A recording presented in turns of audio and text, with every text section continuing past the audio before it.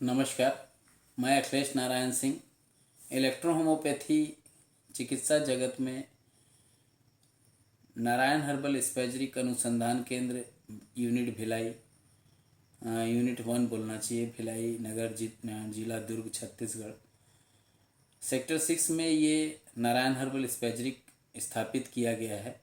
अगर किसी को लगता है कि मुझे उसकी प्रोसेसिंग समझनी चाहिए या मुझे उनके साथ जुड़ना चाहिए तो बिल्कुल हमारे साथ वो जुड़ सकता है। हमारा व्हाट्सएप नंबर जो है 9407761264 है और हेल्पलाइन नंबर जो है वो 6267726860 है।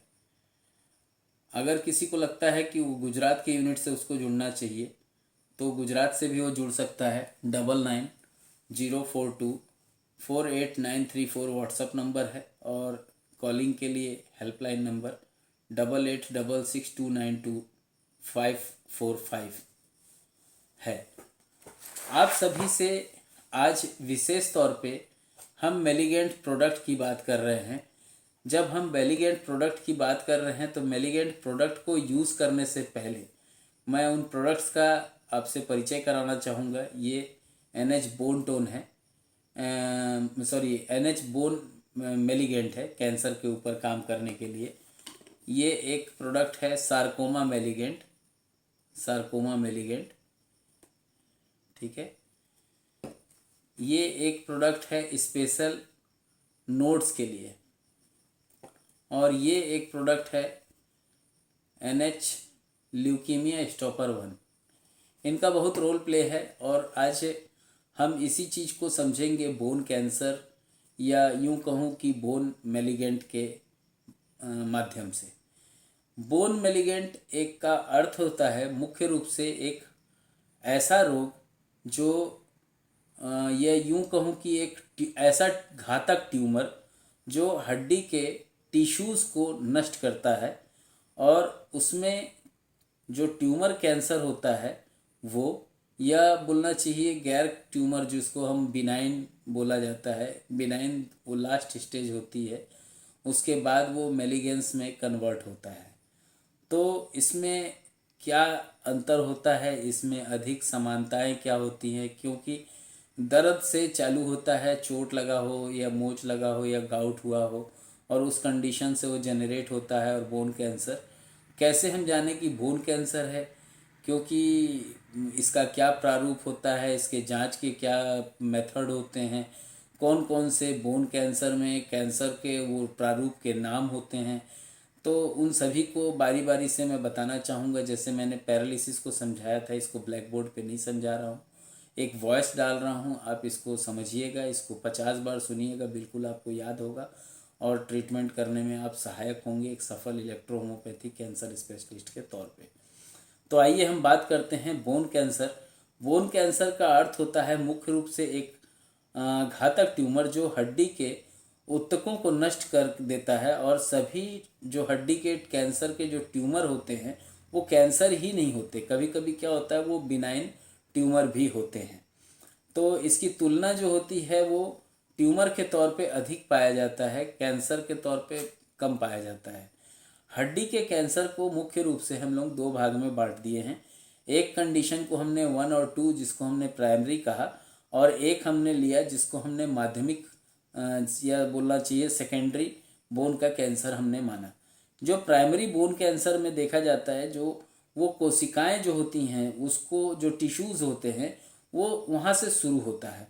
और जो सेकेंडरी बोन कैंसर होता है कहीं से भी वो शुरू हो जाता है, तो कहीं से भी शुरू हो सकता है और फिर पूरे शरीर में ये हड्डी का जो बोन कैंसर होता है ये फैल जाता है।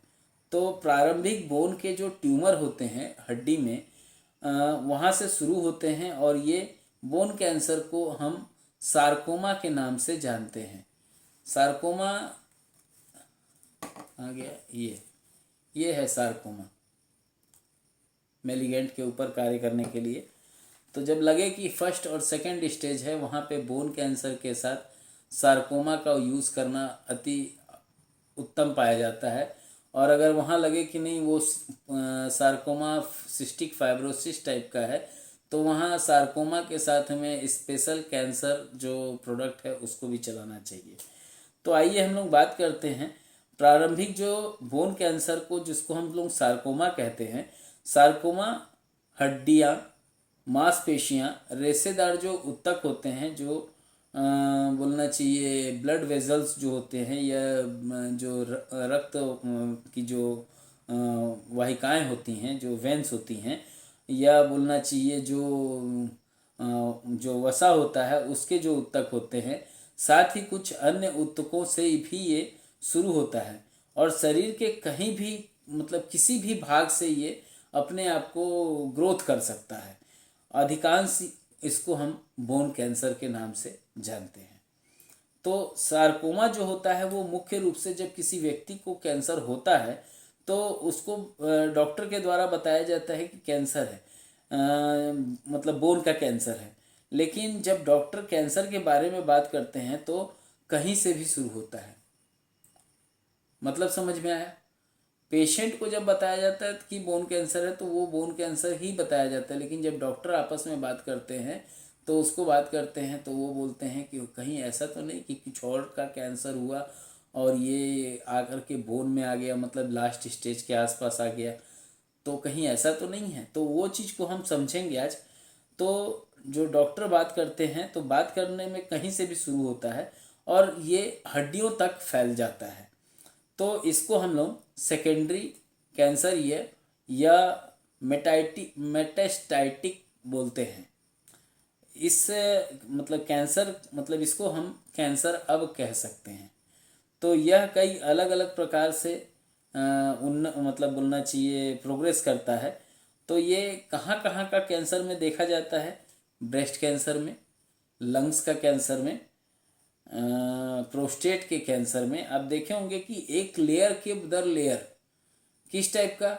नियोप्लास्टिक टाइप का सार्कोमा हुआ। एक सार्कोमा क्या हुआ, स्टेज का हमने क्लियर कर दिया कि फर्स्ट और सेकंड स्टेज है तो सार्कोमा है। लेकिन बायोप्सी अगर हो गई होगी तो ये स्टेज थर्ड और फोर्थ दिखाएगा। अगर फर्स्ट होगा तो थर्ड और सेकंड होगा तो फोर्थ स्टेज दिखाएगा बायोप्सी होने के बाद। ये कंफर्म है, मैंने कहीं कहीं पे पढ़ा है, उसके आधार पे बोल रहा हूँ। तो जब हम इन हड्डियों के कैंसर को माइक्रोस्कोप के द्वारा हम देखते हैं तो ऊतक जो होता है, मतलब जो टिश्यूज होती हैं, उसमें देखते हैं कि वो आए कहाँ से हैं।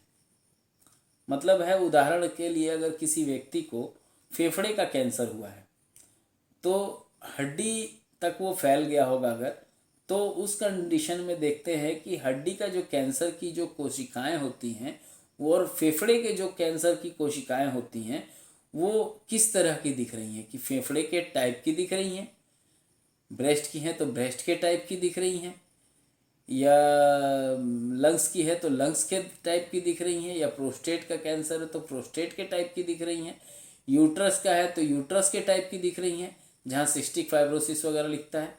तो हमको ये पहले जानना होगा कि वो हुआ कहाँ है, किस हड्डी के पास हुआ है। जिस हड्डी के पास हुआ है उससे रिलेटेड ऊतक का या उससे रिलेटेड टिश्यू के द्वारा, उसके साथ में अगर फर्स्ट सेकंड है तो सार्कोमा, और उससे ऊपर है सेकेंडरी का है तो उसमें मेटास्टैटिक लिखा होता है। इससे हम पहचान जाते हैं कि किस स्टेज का बोन कैंसर है, पहला चीज़। तो अब इसके आगे थोड़ा सा बात करूँगा। तो इस प्रकार से कैंसर की जो कोशिकाएं होती हैं, न तो वो हड्डी के कैंसर की कोशिकाओं की तरह दिखती हैं और न ही काम करती हैं। मतलब वो कैंसर कहीं और का है और वो बोन तक आ गया है, दैट मीन्स घाव जो था वो हड्डी तक पहुंच गया। मतलब क्या हुआ, अब यहाँ पे ये स्प्रेड हो रहा है। इसको साफ सुथरा हम बोलेंगे कि यहाँ पे ये स्प्रेड हो रहा है। अगर स्प्रेड हो रहा है तो साफ सुथरा है, स्प्रेड होकर के सबसे ज़्यादा बाधित किसको करेगा, तो लंग्स को करेगा। तो वहाँ पे NH नो स्प्रेड मेडिसिन देना बिल्कुल मत भूलिएगा, पहला चीज़। मैं इसलिए मेडिसिन को समझाते जा रहा हूँ कि जिस दिन आपको बुक्स मिलेंगी और बुक्स के द्वारा आप जब पढ़ करके इस प्रोडक्ट का यूज़ करेंगे तो आपके पास यकीनन रिज़ल्ट जो होगा वो चौंकाने वाला होगा। हम तो कर रहे हैं लेकिन हम चाहेंगे कि आप भी कीजिए।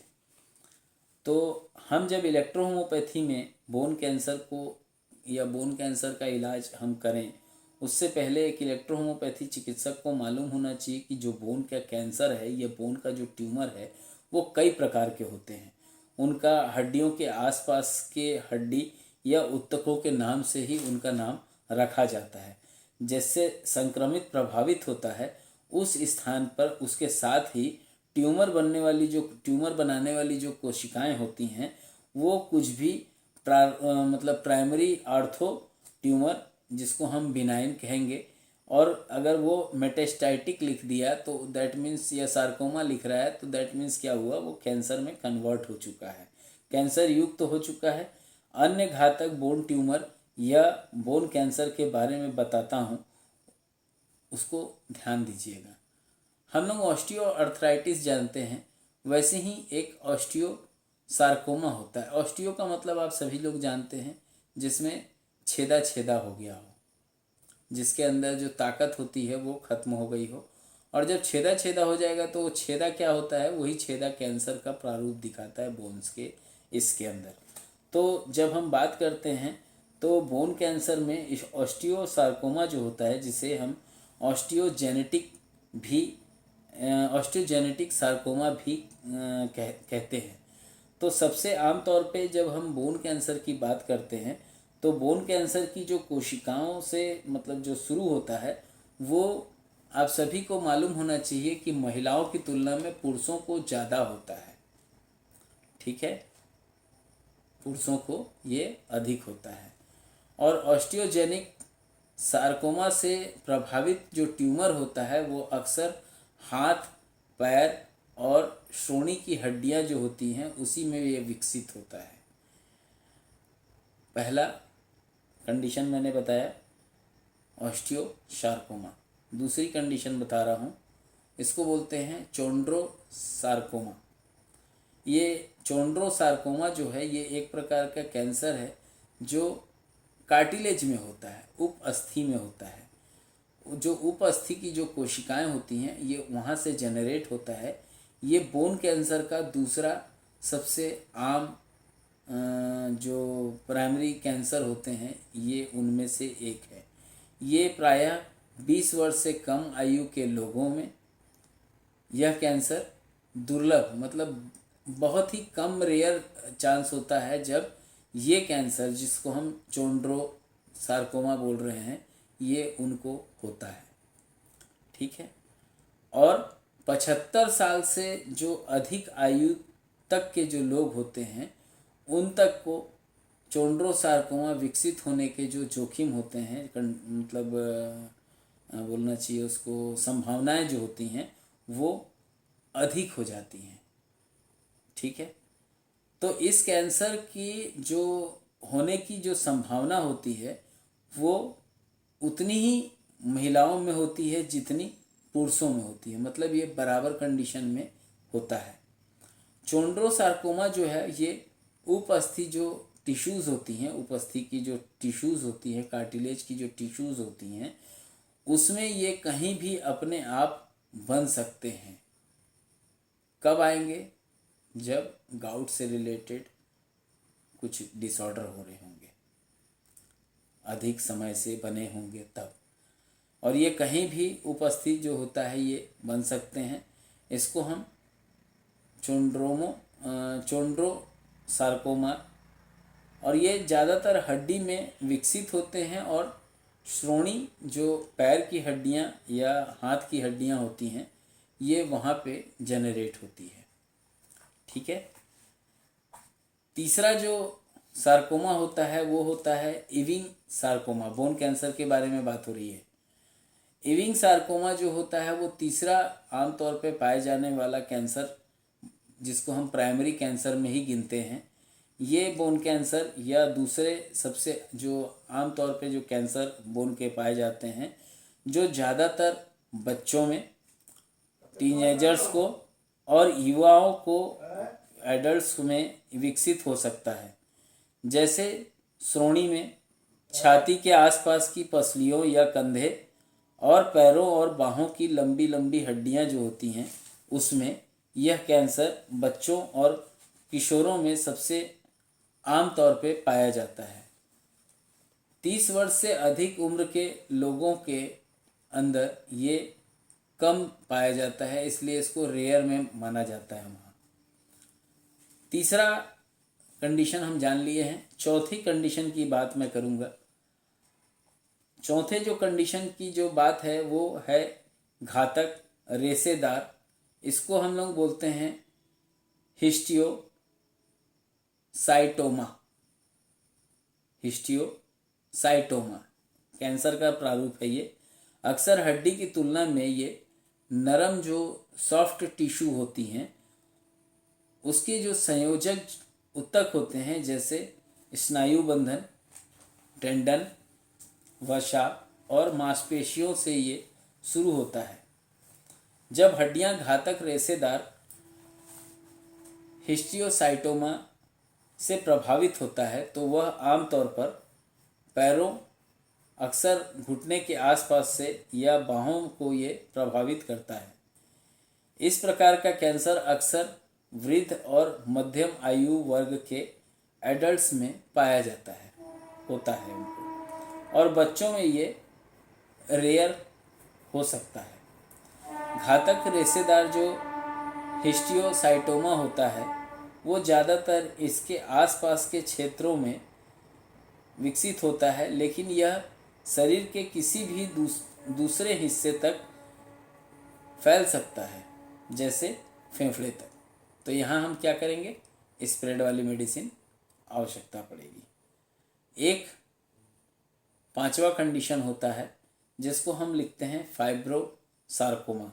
यह एक अलग प्रकार का कैंसर होता है जो हड्डियों की तुलना में सॉफ्ट टिश्यू, कोमल ऊतक जो होता है वहाँ से ये अधिक विकसित होता है। तो जहाँ सॉफ्ट टिश्यू की बात आती है वहाँ ये सार्कोमा को बिल्कुल भूलिएगा मत, ये आपका पक्का साथी है सार्कोमा। तो जब सॉफ्ट टिश्यू की बात आती है तो ऊतकों में अधिक ये विकसित होता है टिश्यूज़ में। आमतौर पे ये बुजुर्गों और मध्यम वर्ग के जो लोग होते हैं उसमें जो एडल्ट होते हैं उनको फाइब्रोसार्कोमा से प्रभावित होने का खतरा अधिक होता है। फाइब्रोसार्कोमा जो होता है वो सबसे अधिक पैरों में, हाथों में और जबड़े की जो है हड्डियां होती है ना, जबड़े वाली ये लॉक वाली, तो ये यहाँ पे इसी जगहों को ज़्यादा ये प्रभावित करता है। छठा कंडीशन बता रहा हूँ, कार्डोमा। कार्डोमा है ये प्राथमिक अवस्था का ट्यूमर है जिसको आमतौर पे हम खोपड़ी और रीढ़ की हड्डियों में ये होता है। यह 30 साल से अधिक उम्र के जो एडल्ट्स होते हैं, सबसे आम तौर पे महिलाओं की तुलना में ये पुरुषों को अधिक होता है।